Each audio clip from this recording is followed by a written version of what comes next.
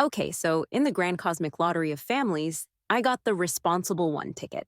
Not the winning ticket, mind you, but definitely not the black sheep or the drama queen either. Just the steady, reliable, always there to pick up the pieces kind of person, which in my family was basically a full time job. See, my parents, they weren't exactly the tough love types, more like the love you to death, but only if you're the favorite kind. And the favorite? That was Claire, my younger sister. The golden child, the princess, the one who could do no wrong. Claire was Claire. She was beautiful, charming, and utterly convinced that the world revolved around her. She'd glide through life with an air of effortless entitlement, expecting everything to be handed to her on a silver platter. And my parents? They were more than happy to oblige. Growing up, Claire got the designer clothes, the fancy vacations, the endless stream of because I deserve it gifts. Me? I got hand-me-downs, staycations, and the occasional, you're such a good girl, pat on the head. Don't get me wrong, I loved Claire. She was my sister after all. But sometimes, watching her prance around in her latest designer outfit while I was scrubbing the kitchen floor, I couldn't help but feel a twinge of resentment. Okay, maybe more than a twinge. But I wasn't about to let that resentment define me. I had my own path, my own goals, my own way of doing things. I was the responsible one, the one who always had a plan, the one who always looked out for myself. And that meant working hard, saving diligently, and building a future that didn't depend on the whims of my parents or the entitlement of my sister. I took extra shifts at the diner, tutoring gigs on the side, and even started a small online business selling handmade jewelry. Every penny I earned went into my savings account, a growing nest egg that represented my independence, my security, my escape plan, if you will. I wasn't saving for a fancy car or a designer wardrobe. I was saving for a future where I didn't have to rely on anyone, where I could make my own choices, where I could finally breathe. My parents, of course, didn't understand.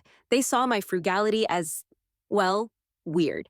Natalie, honey, my mother would say, her voice dripping with concern, why don't you treat yourself? You work so hard, you deserve to have some fun. I am having fun, Mom, I'd reply patiently. I'm saving for my future. I'm building a safety net. But you're so young, she'd exclaim. You should be enjoying your life, going out with friends, buying nice things. I am enjoying my life, Mom, I'd say, trying not to roll my eyes. I'm just doing it differently. They'd shake their heads, exchange worried glances, and then go back to showering Claire with attention and affection. Claire, who was busy spending her allowance on the latest trendy clothes, who was planning her next exotic vacation, well, who was being Claire. I didn't begrudge her happiness, but I also knew that her happiness was built on a foundation of privilege, of entitlement, well, of my parents' hard-earned money. And that, I realized, was the fundamental difference between us. Claire was living in the moment, while I was planning for the future. Claire was relying on others, while I was relying on myself. Well, Claire was the pampered princess, and I was the responsible one. And that, I knew, was a role I was destined to play, whether I liked it or not. Okay, so picture this. It's a Friday night. I'm finally off work after a double shift at the diner. My feet are killing me, and all I want to do is collapse on my couch and binge watch some trashy reality TV. But first, I have this weird feeling, like a little itch in the back of my mind, telling me to check my bank account. You know, just a routine check, like I always do. Responsible, remember? I log in, expecting to see the usual modest balance, the result of months of scrimping and saving, of late nights and early mornings, of sacrifices and side hustles. But what I see instead, well, let's just say it wasn't what I expected. Zero, zilch, nada. The account is empty. Cleaner than my apartment after a deep cleaning spree, which, let's be honest, doesn't happen very often. My first reaction, denial. Haha, very funny, I say to my laptop screen, as if it's playing some elaborate prank on me. Now, show me the real balance. But the screen doesn't change. The mocking zero stares back at me, taunting me with its emptiness. Then comes the panic. My heart starts pounding. My palms get sweaty, and I have this sudden urge to throw my laptop out the window, which, thankfully, I resist. Okay, calm down, Natalie, I tell myself. taking a deep breath. There must be some mistake, a technical glitch, a delayed transaction. Uh, my mind races, searching for a logical explanation. Anything but the horrifying truth that's slowly dawning on me. I check the transaction history, my eyes scanning the list of withdrawals, my stomach sinking with each new discovery. There's the hefty payment to Elegant Events Catering, the sizable transfer to Blooms and Bling Floral Design, and the wait a minute, is that a payment to Luxury Island Vacations? Suddenly, it all clicks. The pieces of the puzzle fall into place, forming a picture that's as clear as it is infuriating. Claire's scholarship, the party, the extravagant celebration that my parents had thrown, the one they'd never even bothered to tell me about, the one that had apparently cost every single penny of my hard-earned savings. Anger washes over me, a hot, burning rage that makes my hands tremble and my vision blur. How could they? How could they just take my money? Without asking, without telling, without even a hint of remorse? I call my mother, my voice shaking with a mixture of anger and disbelief. Mom, I say, trying to keep my voice calm, what's going on with my bank account? Why is it empty? Oh, honey, she says, her voice surprisingly casual. That's for Claire's party. You know, the scholarship celebration. The the party? I sputter. You you spent all my money on a party? Well, not all of it, she says defensively. But Claire deserved to be celebrated. She got a full scholarship, you know. It's a big deal. A big deal that I apparently paid for, I say, my voice rising. Mom, that was my money. My savings, my hard-earned money. Oh, Natalie, she sighs, her voice condescending. Don't be so dramatic. You're always working. You'll make it back. Claire deserved this. It's a once-in-a-lifetime opportunity. A once-in-a-lifetime opportunity to spend my money? I retort, my voice laced with sarcasm. Mom, this is unbelievable. You stole from me.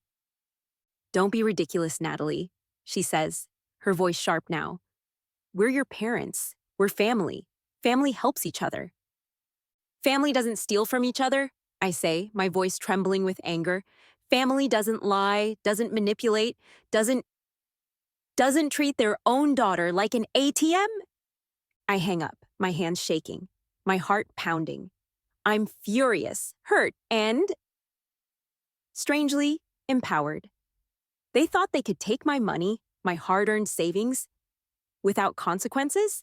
They thought they could just use me, exploit me, and I'd just sit back and take it? Well, they were wrong.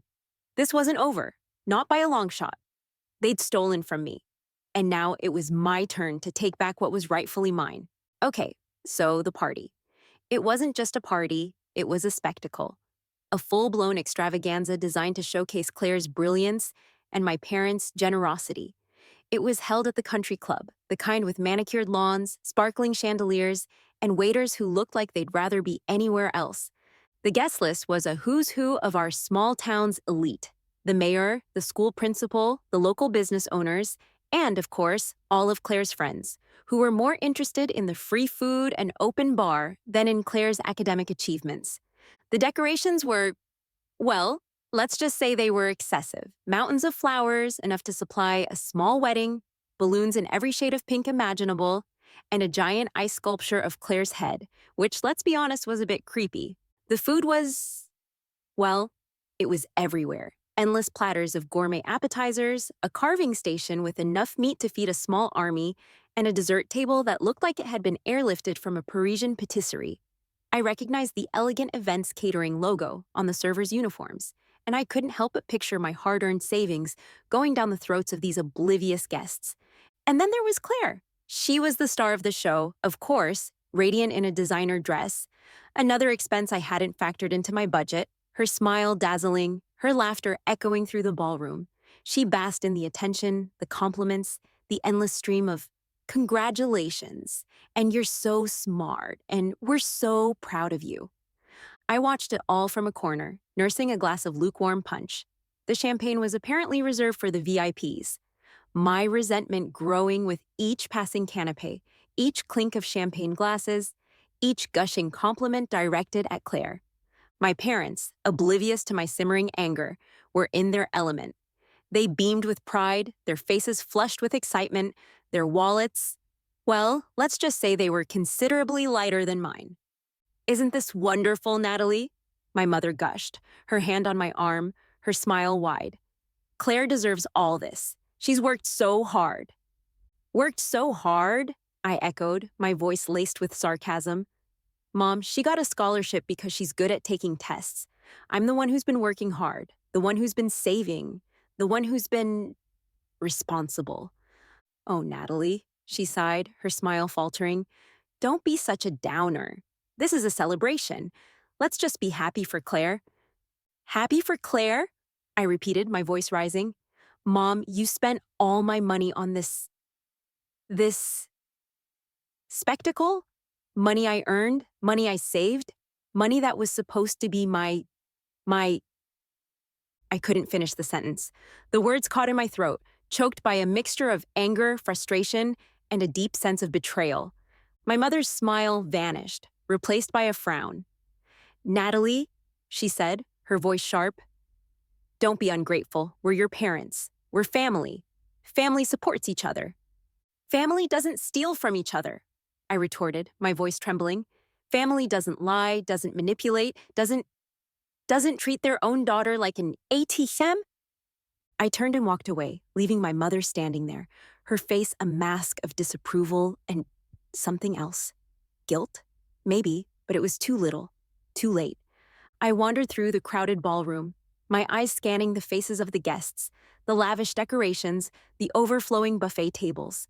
I saw the money, my money, everywhere. In the designer dresses, the expensive champagne, the ice sculpture of Claire's head. And with each sight, my anger grew, my resentment festered, my resolve hardened. This wasn't just about the money anymore. It was about the principle, the injustice, the blatant disregard for my hard work, my sacrifices, my existence. They'd taken my money, my security, my future, and now it was my turn to take something from them. Something they valued even more than money, their peace of mind, their sense of security, their retirement. Okay, so Operation Reclaim My Cash and Maybe Teach a Lesson, or 12, was a go. I wasn't going to let them get away with it. They thought they could just waltz in, raid my savings account, throw a lavish party, and I'd just, what? Smile and wave, thank them for their generosity? Yeah, no. I waited until late. Everyone in the house was asleep, or at least pretending to be. Claire was probably dreaming of her scholarship acceptance speech, the one funded by my stolen cash. And my parents were probably congratulating themselves on their parenting skills. Little did they know, the financial karma bus was about to hit them, and it was being driven by yours truly. I tiptoed downstairs, my heart pounding a little. Not with fear, but with a strange mix of adrenaline and anticipation. It was like planning a heist, except instead of jewels or gold, I was after something far more valuable, my own damn money, my father's online banking account. Yeah, I set that up for him years ago. He's not exactly tech-savvy, passwords, security questions, the whole 9 yards. I knew them all. It was almost too easy. Almost. I logged in, my fingers flying across the keyboard. My movements precise, deliberate. No hesitation, no second guessing, just a cold, calculated focus on the task at hand. I wasn't acting out of anger, not really. It was more like a business transaction. They'd taken my money, and now I was taking it back. Simple as that. The account balance stared back at me from the screen, a number that made my stomach churn. Their retirement fund. The money they'd been diligently saving for years. Their nest egg. Their future. The same future they jeopardized by stealing from me. I transferred the exact amount they'd taken from my account. Not a penny more, not a penny less. It was a point of principle.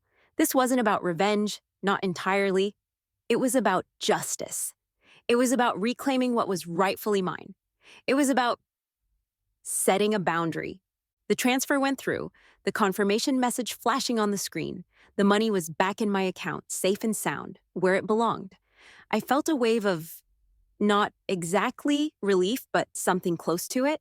A sense of completion, a job well done. I logged out, closed the laptop, and walked back upstairs, my steps light, my mind clear.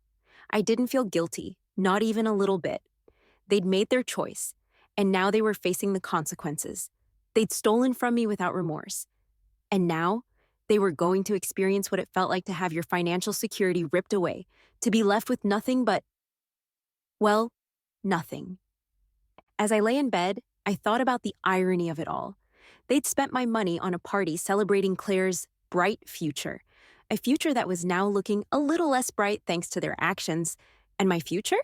Well, my future was looking pretty damn good. I had my money back, my independence intact, and a newfound sense of, well, let's just call it financial empowerment. I drifted off to sleep, a small, almost imperceptible smile playing on my lips. They'd messed with the wrong person. They'd underestimated me, dismissed me, and treated me like I was nothing more than a convenient ATM. And now they were going to learn a valuable lesson. Don't mess with the responsible one, especially when she has access to your bank account. Okay, so the next morning was tense, to say the least. I woke up feeling strangely calm, like a weight had been lifted off my shoulders. I had my money back, my independence was restored, and my parents were about to get a taste of their own medicine. Karma, baby. I went downstairs, expecting a confrontation, a barrage of accusations, maybe even some tears, mostly from my mother, let's be honest. But what I found instead was silence. An eerie, unsettling silence that hung in the air like a thick fog. My parents were sitting at the kitchen table, their faces pale, their eyes wide with a mixture of shock and disbelief. They looked like they'd seen a ghost. Or worse, their empty bank account. "Good morning," I said cheerfully, pouring myself a cup of coffee. "Sleep well?" They didn't answer. They just stared at me, their mouths opening and closing like fish out of water. "What's wrong?" I asked, feigning concern. "You look like you've seen a ghost." My father finally found his voice, his words coming out in a strangled croak. The money." "What money?" I asked, innocently. Our, uh, our retirement fund," he stammered, his eyes darting to my mother, who was now openly weeping. "Oh, that," I said casually. "Yeah, I noticed it was a bit low. Must be the market, huh?" My mother let out a wail, her face crumpling. "Natalie, you took it." "Took what?" I asked, feigning confusion. "I don't know what you're talking about." "Our money," she shrieked. "You stole our money." "Stole?" I scoffed. "Mom, I think you're confused. I simply reclaimed what was rightfully mine. You know, the money you borrowed to throw Claire's little party?" My father's face turned purple, his anger finally breaking through the shock. "Natalie, how could you? That was our retirement, our future." "Oh, I'm sure you'll figure something out," I said nonchalantly.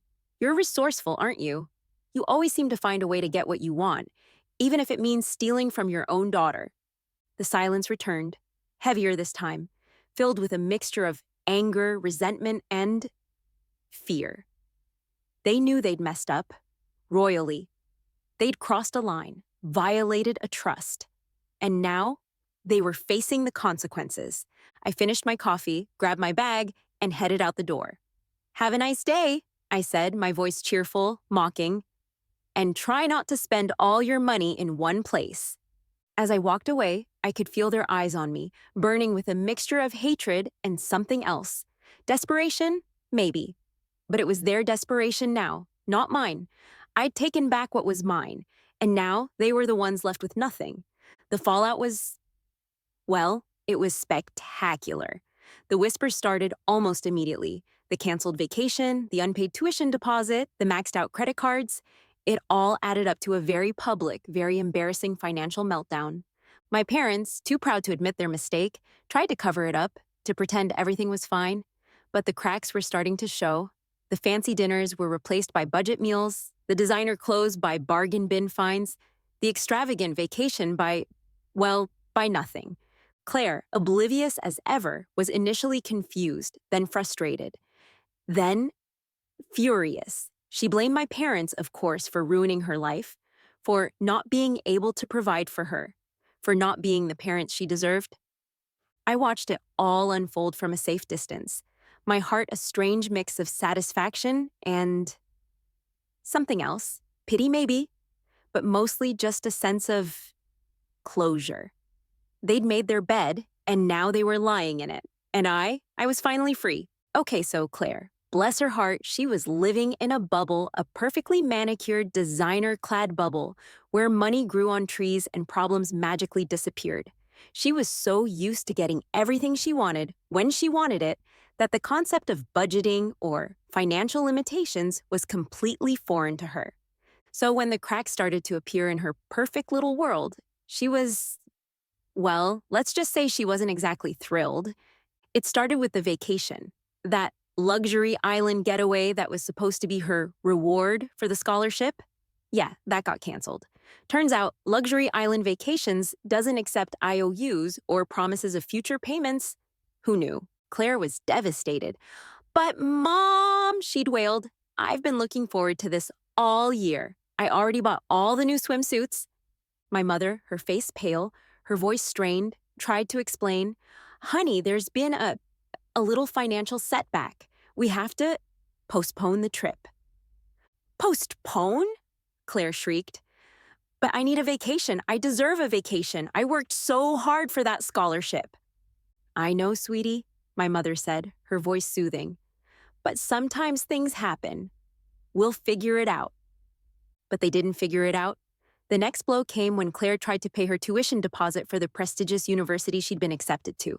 Declined, insufficient funds. Turns out, prestigious university doesn't accept good intentions or promises of future greatness. Who knew? Claire was, well, let's just say she wasn't handling it well. She stormed around the house, yelling, crying, and generally making everyone's life miserable.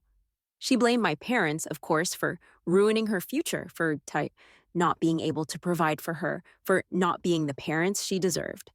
My parents, their faces etched with guilt and worry, tried to calm her down, to reassure her, well, to lie to her.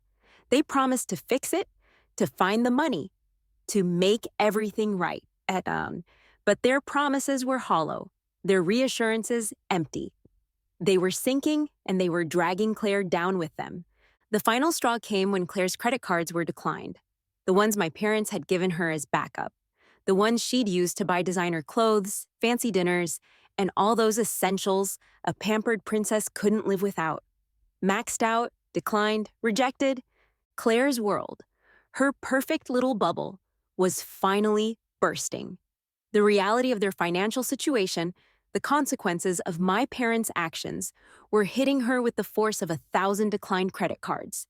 She was panicking now, her eyes wide with fear, her voice trembling with a mixture of anger and desperation. She'd gone from entitled princess to damsel in distress in a matter of weeks, her golden world crumbling around her future uncertain, her everything in jeopardy. And me?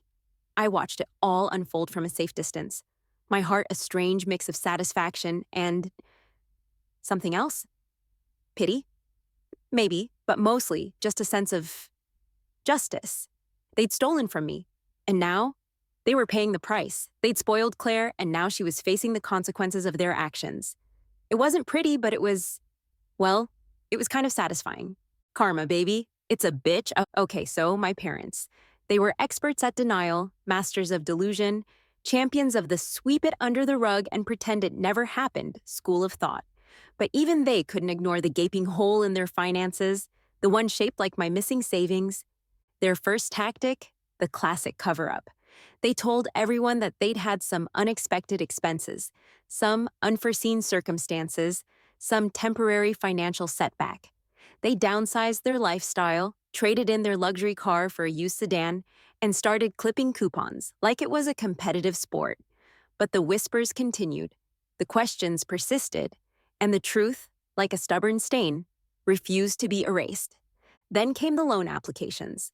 My father, his pride swallowed with a hefty dose of desperation, started applying for loans, any loans, from any bank, any credit union, any... Loan shark probably, but his credit score, once a source of smug satisfaction, was now a liability, a testament to their reckless spending and well, their theft.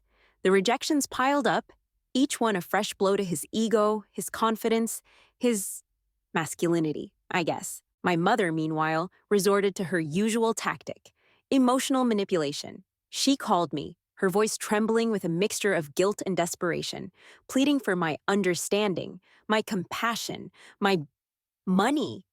Natalie, honey, she'd say, her voice cracking, we're so sorry. We made a mistake. We just wanted the best for Claire. The best for Claire, I'd echo, my voice flat, emotionless. What about the best for me? What about my future, my security, my trust? We know, sweetie, she'd say, her voice dripping with remorse. We were wrong. We're so sorry. Please, Natalie, help us. We're your parents. We're family.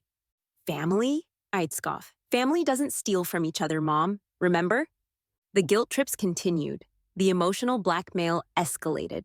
The desperation grew more palpable with each passing phone call. They painted themselves as victims, as well as loving parents who'd made a mistake, a misjudgment, a temporary lapse in judgment. They conveniently forgot to mention the years of favoritism, the blatant disregard for my feelings, the emotional abuse. But I wasn't falling for it. Not this time. I'd played the role of the dutiful daughter, the responsible one, the ever-forgiving doormat for far too long. It was time for a change, a role reversal, a reckoning. They'd stolen from me, and now they were facing the consequences. They'd spoiled Claire, and now she was facing the consequences. And me? I was finally free. Free from their expectations, their manipulations, their control. I watched their desperate attempts to cover up their theft, their frantic efforts to salvage their finances, their crumbling facade of wealth and success, and I felt not exactly joy, not exactly satisfaction, but a certain sense of vindication. They'd messed with the wrong person. They'd underestimated me, dismissed me, and treated me like I was nothing more than a convenient ATM. And now, they were paying the price. Okay, so the pressure. It wasn't just a gentle nudge, a subtle hint, a casual, hey, Natalie, if you happen to have a spare, $100,000 lying around. No, this was a full-blown siege, a relentless campaign of guilt trips, emotional blackmail, and increasingly desperate pleas for help. My phone became a weapon, ringing constantly with calls from my mother, her voice oscillating between weepy apologies and thinly veiled threats. Natalie, honey, she'd sob, we're so sorry. We made a terrible mistake. We'll do anything to make it up to you. Then, a beat later, her tone would shift, sharp and accusatory. Natalie, we're your parents. You have a responsibility to help us? Family takes care of family. My father, usually too proud to beg, even joined the chorus. He'd call, his voice gruff but shaky, trying to appeal to my sense of, I guess he thought it was filial duty. Natalie, he'd say, we need you. We're losing everything. The house, the car, the country club membership. Apparently, that was the real tragedy. Don't let us lose everything. Don't let the Langford name be dragged through the mud. The Langford name. Always the Langford name, like it was some sacred relic, some untouchable symbol of wealth and privilege. Never mind the fact that they'd tarnished it themselves, with their greed, their selfishness, their theft. They even enlisted Claire in their campaign of emotional manipulation. She called, her voice surprisingly subdued, her usual bubbly enthusiasm replaced by a kind of pathetic whine. Natalie, she'd say, please help us. I know you're mad, but this is affecting me too. I can't go to the university I want. I can't even afford new clothes. Don't you care about me? Apparently, my financial independence was now responsible for her fashion crisis. The irony was almost delicious. The pressure was relentless, suffocating, like being trapped in a room with a leaky faucet that wouldn't stop dripping. Each drop a reminder of their guilt, their desperation, their entitlement. They showed up at my apartment, unannounced, their faces haggard, their eyes pleading. They brought cookies, my mother's specialty, the ones she only baked when she wanted something. Flowers, the kind that probably cost more than my monthly rent, and a whole lot of emotional baggage. Natalie, honey, my mother said, her eyes welling up, we're so sorry. We'll do anything. Just tell us what you want. Name your price. My price? I echoed, my voice cold, hard. You want to buy my forgiveness? My silence? My complicity? They exchanged nervous glances, their carefully constructed facade of parental authority crumbling before my eyes. They were desperate, and they knew it. Natalie, my father said, his voice hoarse, we're begging you, help us. We'll pay you back. We'll do anything, anything. The word hung in the air, heavy with unspoken promises, veiled threats, and a desperation that was almost pathetic. I looked at them, my parents, the people who were supposed to love me, protect me, guide me, and all I saw was weakness, selfishness, and a complete lack of, a complete lack of everything I'd ever wanted from them. The pressure was immense, the guilt trips relentless, the emotional blackmail suffocating. But I held firm. I wasn't going to give in, not this time. I'd played the role of the dutiful daughter, the responsible one, the ever-forgiving doormat, for far too long. It was time for a change, a role reversal, a reckoning. They'd stolen from me, and now they were facing the consequences. They'd spoiled Claire, and now she was facing the consequences. And me? I was finally free. Free from their expectations, their manipulations, their control. I looked at them, my parents, the people who were supposed to love me, protect me, guide me. And I said the words I'd been longing to say for years. No. Okay, so I said no. It was a small word, a simple word, but it felt monumental.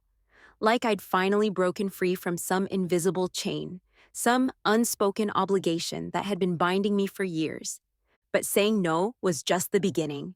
The real battle was raging inside me, a war between my conscience, my anger, and my desire for, let's call it justice. On one hand, there was the guilt. The good girl in me, the one who'd always been the responsible one, the one who'd always put her family first, was screaming at me. They're your parents, Natalie. You can't just abandon them. They made a mistake. They're sorry, you have to forgive them.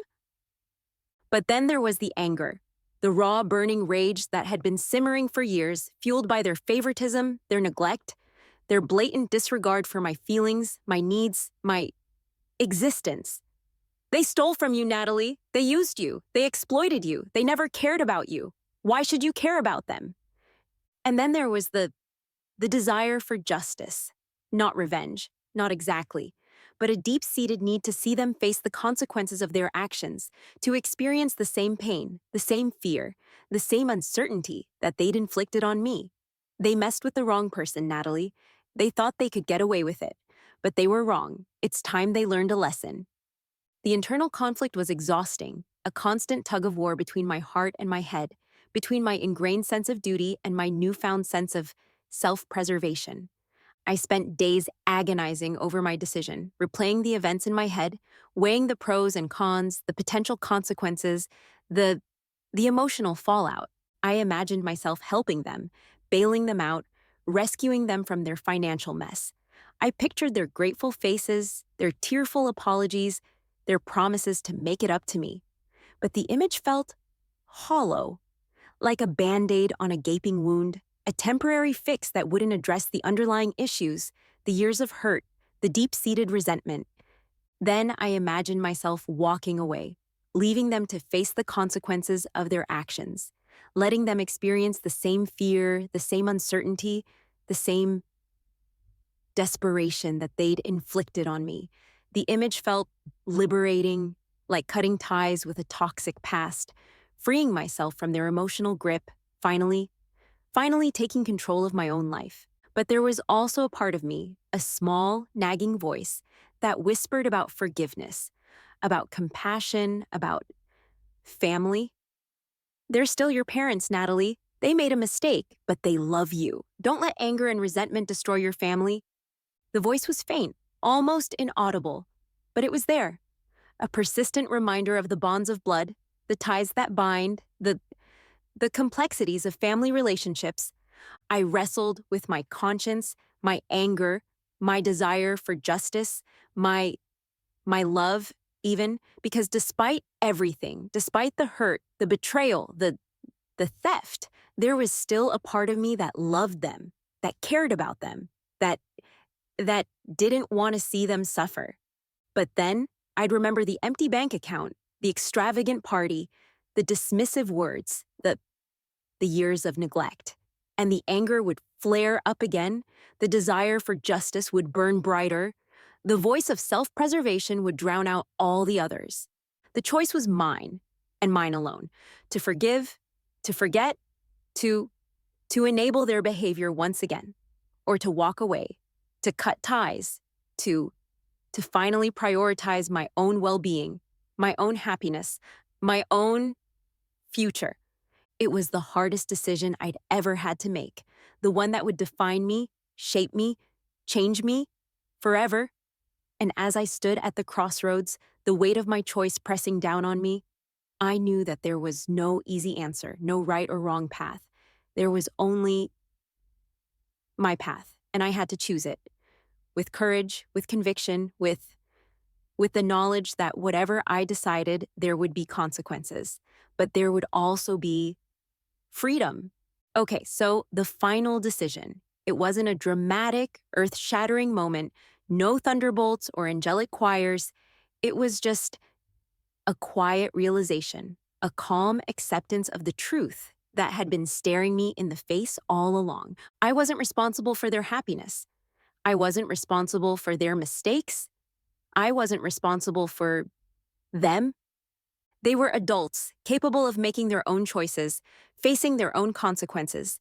They'd made their bed, and now it was time for them to lie in it. I called my mother, my voice steady, my resolve firm. "Mom," I said, "I've made my decision." "Oh, Natalie," she said, her voice a mix of hope and desperation. "You're going to help us? You're going to give us the money back?" "No, Mom," I said, gently but firmly. "I'm not." Silence.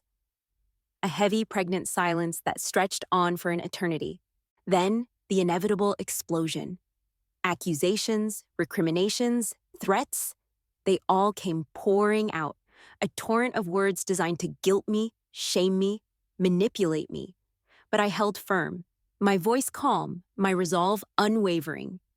"I'm not responsible for your mistakes, Mom," I said. "I'm not responsible for your happiness.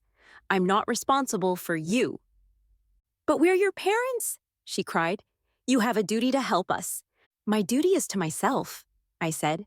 "My duty is to build a life for myself, a future where I'm not defined by your expectations, your needs, your mistakes." The conversation ended, not with a bang, but with a whimper, a defeated sigh, a resigned acceptance of the inevitable. They'd lost, not just the money, but me. I hung up the phone, a strange sense of peace washing over me. It wasn't the triumphant, "I won" kind of peace. It was a quieter, deeper peace, the kind that comes from finally setting boundaries, from finally prioritizing your own well-being, from finally letting go.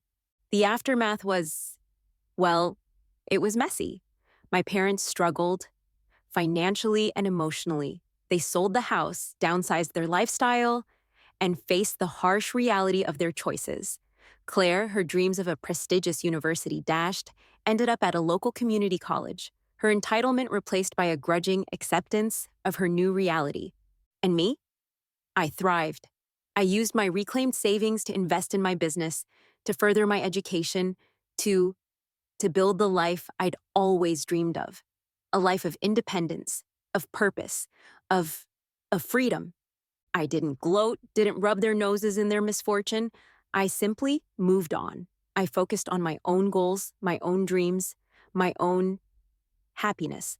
I traveled, explored new hobbies, and built a network of friends and colleagues who valued me for who I was, not for what I could do for them. I found love, Not the conditional, manipulative kind I'd experienced in my family, but a genuine supportive love that celebrated my strengths, accepted my flaws, and encouraged my growth. I built a life that was truly mine, a life free from the shackles of expectation, the burden of responsibility, the weight of their legacy. And in that freedom, I found a different kind of inheritance, a far more valuable inheritance than any amount of money could ever buy.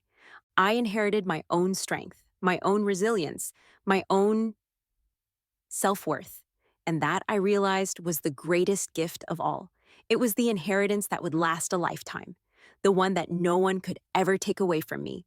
It was the inheritance that had been there all along, waiting for me to claim it, to embrace it, to, to finally become the woman I was always meant to be.